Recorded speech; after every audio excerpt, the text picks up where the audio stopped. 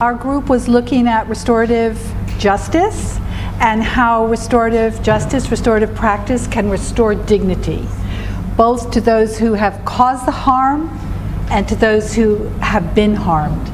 And we started talking about the kind of space, the safe space that needs to be created so that people have the chance to take responsibility, to develop compassion, and to create a place where there's a possibility for forgiveness to happen. And most important, that the process come across as authentic, that every participant can be authentic. Anybody want to add anything to that? Yeah? And then we moved on to forgiveness, which we realized that is something that can only be done after a certain process has been reached. So forgiveness shouldn't happen straight after the action or the crime or the victim has been affected. It should take place, the victim should be given time to process emotionally what has happened before reaching a stage of forgiveness. And the one thing we discussed towards the end is that there's sometimes a sense of pressure and guilt about being pressured into, you have to forgive, because those around you feel so guilty that they no longer want to carry that burden with you. So by you saying you forgive, even if you haven't processed the emotion, makes them feel better. So we were saying that you have to first go through the grieving process, you have to first experience the pain, and then it is up to you to decide to let go of that pain through the forgiveness process. And then the next step would be forgiving the perpetrator when you meet them. Thank you.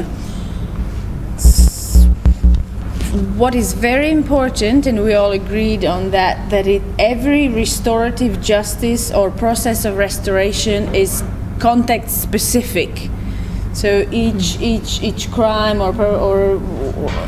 So we can talk about a huge scale like this.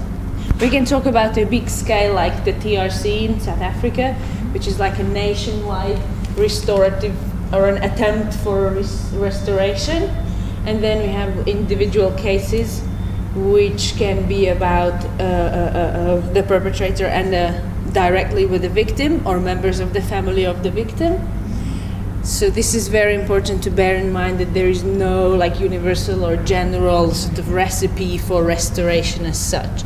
But what is valid or true for all those restorative processes is that they aim for restoring dignity, regaining dignity, recognizing dignity, reclaiming and maintaining dignity.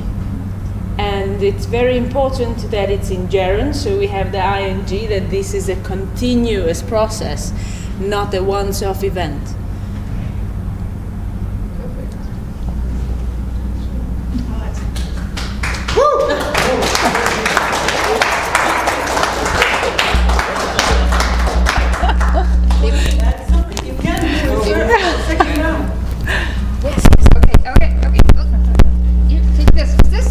What's recording on the camera. So. Good. This is for the cameras. And we also talked about, this one's recording. I see, okay. Yeah, this was for us to hear. And I see, so both of them, okay. Yeah. Both. I can speak loudly, I think, so, no, okay, both, okay.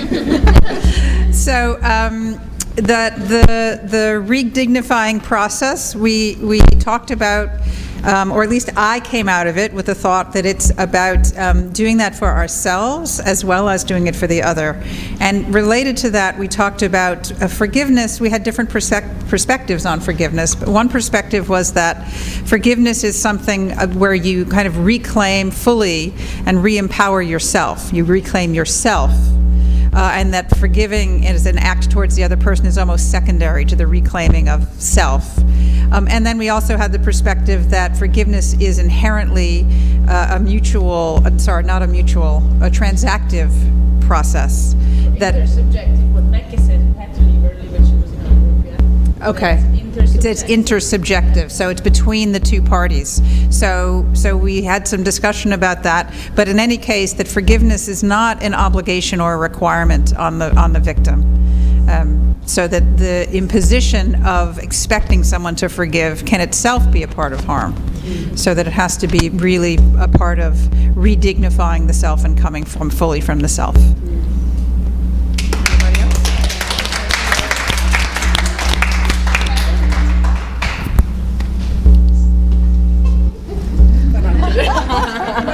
Okay, I would just say that we also touched on this, one of you brought it up, around the person who's caused the harm being able to forgive themselves. And that can be a really valuable process. It can also be very difficult, might not happen, but that opportunity is there as well for this process too. So in terms of restoring their dignity and being able to really engage with remorse and accept forgiveness. I think we all agreed that it's a process that can take many forms and it has many layers to it, and it's never the same twice.